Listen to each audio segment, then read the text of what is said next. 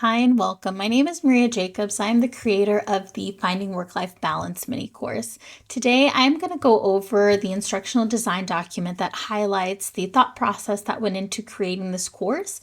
I will go over just the learning outcomes, some of the activities that were implemented, and discuss that, as well as actually provide you a tour of the mini course so you know how to access it, as well as what is involved, all of the activities, and where everything is housed within the learning management system that we are using. I will also end with a course evaluation where you can look and see what needs to be filled out at the end of the course to provide your feedback. So the first thing that I want to focus on is the idea behind creating the Finding Work-Life Balance. So with creating this, I wanted to ensure that I was creating something that would be beneficial for a target audience of 30 to 65-year-old working adults that are having trouble creating that balance and also separating their work and their home life. A lot of people do struggle with that, so I wanted to make sure to go ahead and address those learning gaps for people that are feeling overwhelmed, exhausted, and scattered, and hopefully help them find a way to relax and provide a little bit of relief. Now, the methods used throughout the course are pre and post assessment.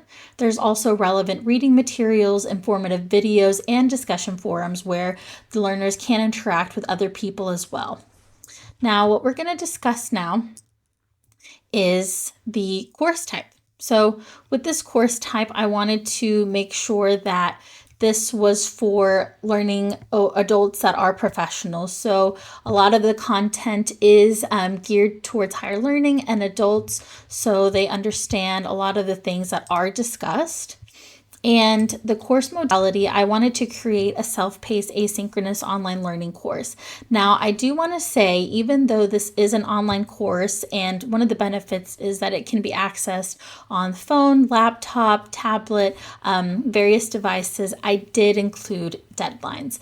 Now, the reason why I did that is, yes, a lot of the people that are going into this course are doing it for their own well-being and are looking to find that balance, just as the title says. But if you're already struggling with time management and maybe you start it and not thinking that, you have a deadline to complete tasks, then it'll be harder for you to actually complete the course. So I did want to include actual deadlines in all of the assignments and throughout the mini course to ensure not only completion, but for the learners to get the full experience and be able to provide themselves with that responsibility and knowing that, hey, I have to have this done by this certain date. So that is something that I did want to do. Yes, it is flexible in regards to that, but there are deadlines again to make sure that all of that stuff is completed.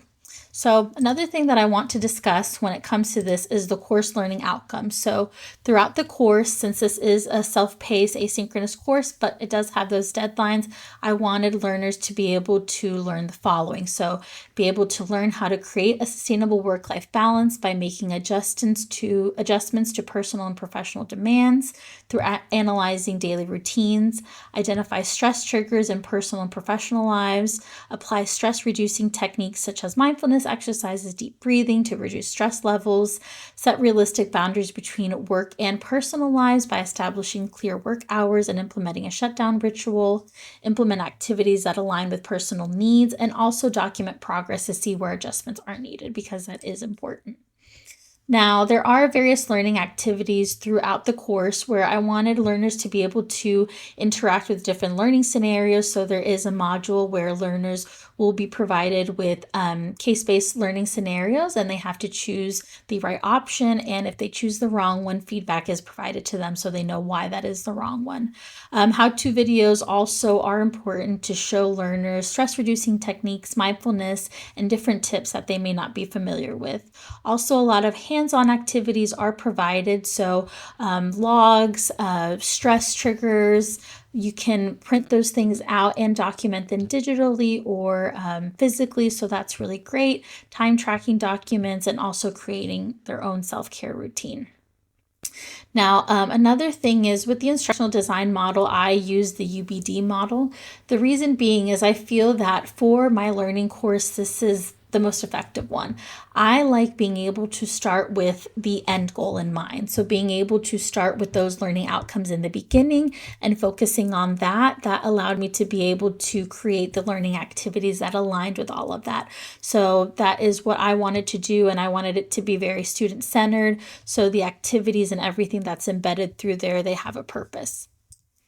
Now, when it comes to the learning objectives, each one of them are focused. So each module has a separate learning objective that the learners will be able to focus on. And of course, the entire point of the module is for them to find work-life balance. Now, this can be achieved through analyzing their routine, implementing self-care routine, finding techniques, and also being reflective, but learning about the benefits and the dangers as well as stress in our lives. And there are a variety of assessment strategies. I did want learners to be able to provide a lot of self-reflection